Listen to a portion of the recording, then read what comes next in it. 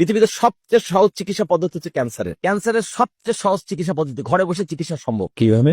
এই মেডিকেল সায়েন্সের আদি বাবা হিপোক্রেটিসের ফর্মুলা, তাকে না খাইয়ে রাখো, প্রাকৃতিক জীবন্ত খাবার খাইয়ে বাঁচিয়ে রাখতে পারলে তার শরীর থেকে ক্যান্সারের সকল কোষ রিমুভ হয়ে যাবে। চ্যালেঞ্জ দিচ্ছি, যে কেউ এই চ্যালেঞ্জ গ্রহণ করতে পারে। আর সবচেয়ে কঠিন রোগ বলা হয় বা ধারণা করা হয় বা দেখা যাচ্ছে ক্যান্সার। আর আমি বলি প্রাকৃতিক রীতিনীতি সম্পর্কে আমার যেটুকু এতদিনের জ্ঞান অর্জন, ধর্মীয় বই পড়ে আমি যেটুকু বুঝছি, পরিষ্কার কথা, পৃথিবীতে সবচেয়ে সহজ চিকিৎসা পদ্ধতি হচ্ছে ক্যান্সারের, আর সবচেয়ে কঠিন চিকিৎসা পদ্ধতি হচ্ছে জ্বরের।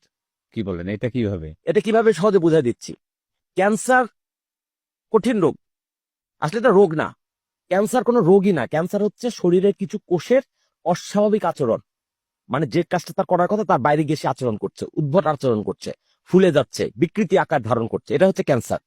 কিন্তু ক্যান্সারকে কেন সহজ বলছি, কারণ দেখবে ক্যান্সারই শুধু শেষ কথা না, বলবে ব্লাড ক্যান্সার, বলবে স্টমাক ক্যান্সার, বলবে বোন ক্যান্সার। দ্যাট মিনস আপনার পুরো শরীরের কোন জায়গাটা অস্বাভাবিকত্ব অলরেডি আইডেন্টিফাইড। জ্বর হলে আপনি বুঝতে পারছেন না, না ক্যান্সারটাকে ক্যান্সার হলে বোঝা ক্যান্সার তো শুধু ক্যান্সার বলছে না, বলছে অমুক অঙ্গ অমুক জায়গায়। হ্যাঁ, তার মানে অলরেডি আইডেন্টিফাইড। আচ্ছা সহজে আমি বলি আপনাকে, আমি এভাবে বুঝাই।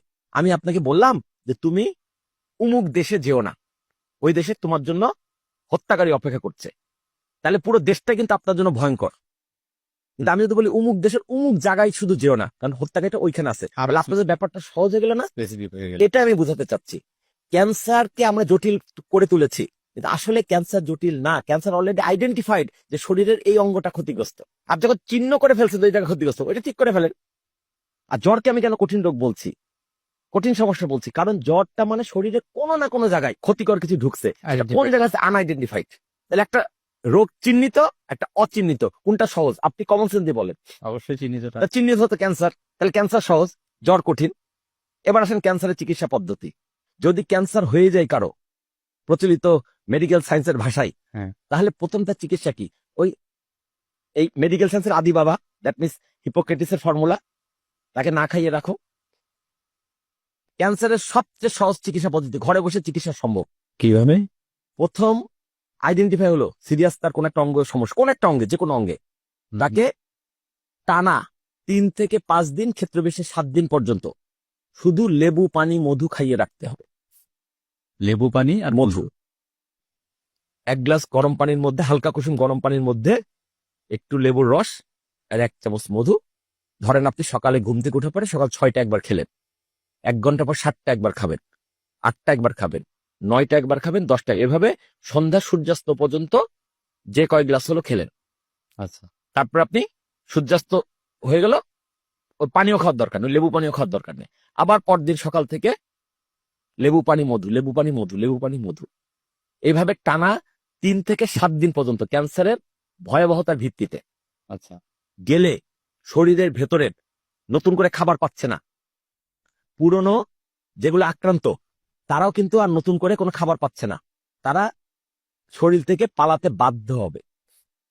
লেবুটা কাজ করবে হচ্ছে ক্লিনজিং এর, পরিষ্কার করার, কোষগুলাকে পরিষ্কার করবে। আর মধুটা হচ্ছে এই যে আমরা নর্মাল খাবার খেলে ক্যালোরি পাই, এই ক্যালোরি পূরণ করবে। পেট ভরার জন্য আমরা যেগুলো খাই সেটার জায়গায় মধুটা দিয়ে আপনার ওই এনার্জিটা বাঁচিয়ে রাখেন। আমি ব্যাপারটা বোঝাতে পারছি কিনা? তাছাড়া পবিত্র কোরআনে সূরা নাহলে আল্লাহ পাক পরিষ্কার বলে দিয়েছেন মধুর মধ্যে রয়েছে ব্যাধির প্রতিকার, সকল ব্যাধির প্রতিকার। তাহলে আপনার ক্যান্সার হলেও মধু লাগবে, জ্বর হলেও মধু লাগবে, হার্টে ব্লকেজ হলেও মধু লাগবে, প্রেশার বাড়লেও মধু লাগবে, কমন সেন্সের কথা ডায়াবেটিক হলেও মধু লাগবে, হয়তো পরিমাণে কম লাগবে কিন্তু লাগবে। মধু হচ্ছে সকল রোগের চিকিৎসা, মধু বাদে কোনো চিকিৎসা হতে পারে না। আর আমরা ড্রাগসকে সকল রোগের চিকিৎসার উপাদান বানিয়ে ফেলেছি। ভুলটা কোথায় হচ্ছে বোঝেন। কেমোথেরাপি ক্যান্সারের কোনো চিকিৎসা নয়, এটা শুধু চিকিৎসা ব্যবসায়ীদের ব্যবসা হয়। কেমোথেরাপি দেওয়ার কারণে তার মৃত্যুটা ত্বরান্বিত হয়। কেমোথেরাপি নাম দিয়েছে, আসলে এটা কেমিক্যাল থেরাপি। তার মানে শরীরের মধ্যে রক্তে ডাইরেক্ট ইনজেকশনের মাধ্যমে এমন কিছু কেমিক্যাল ঢুকানো হচ্ছে, বলা হচ্ছে এগুলো গিয়ে, এই কেমিক্যাল গুলো গিয়ে তোমার শরীরের যেখানে যেখানে ক্যান্সার আক্রান্ত কোষ আছে ওগুলোকে শেষ করবে। কিন্তু বাস্তবতা হচ্ছে এটা একটা প্রোটোকল মাত্র, কোনো গ্যারান্টি নাই যে কেমোথেরাপির ওই কেমিক্যালটা গিয়ে শুধু ক্যান্সার আক্রান্ত কোষকে মেরে ফেলবে। যদি মারেও একটা দুটাও হলেও বাদ পড়ে যাবে, কিন্তু আসলে একটা অনেকগুলো বাদ পড়ে যায়। উল্টো দিকে শরীরে ভালো কোষগুলাকে ও কিল করে ফেলে, সেগুলোকে মেরে ফেলে। তার মানে একটুখানি বাঁচার আশায় আরো বড় ক্ষতি করে ফেললাম। এই জন্য চুল পড়ে যায়, হুম। অসুস্থ হয়ে যায়। আমি কেমোথেরাপি কেন নিচ্ছি বা ক্যান্সার রোগী কেন নিচ্ছে? ক্যান্সার থেকে বেরিয়ে আসার জন্য। তো ক্যান্সার থেকে তো বেরিয়ে আসতে পারছে না, উল্টো তার শরীরের 12টা বেজে যাচ্ছে। তো অনেকেই যে ভালো হচ্ছে সেটা কে ভালো হচ্ছে? চ্যালেঞ্জ। একটা রোগী আপনি দেখান, অনেকে ভালো হচ্ছে, আন্দাজ একটা কথাই গণমাধ্যম বলে দিলে, একটা নাম ঠিকানা ফোন নাম্বার দেন, আমি চেক করে দেখবো। ক্যান্সারের ক্যান্সার কখনো কেমোথেরাপি দিয়ে ভালো হবে না। ক্যান্সার যদি ভালো হয়, লেবু পানি মধু চিকিৎসাতে ভালো হবে।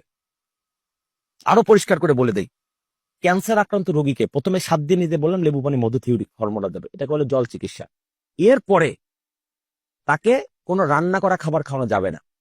আমি নিশ্চিতভাবে বলছি, যে কোনো ক্যান্সার আক্রান্ত রোগীকে 6 থেকে 9 মাস আগুনের স্পর্শবিহীন প্রাকৃতিক জীবন্ত খাবার খাইয়ে বাঁচিয়ে রাখতে পারলে তার শরীর থেকে ক্যান্সারের সকল কোষ রিমুভ হয়ে যাবে। চ্যালেঞ্জ দিচ্ছি, যে কেউ এই চ্যালেঞ্জ গ্রহণ করতে পারে। আচ্ছা, তাহলে মধু, লেবু, পানি এটা 3 দিন 4 দিন 7 দিন খাবে, 7 দিন।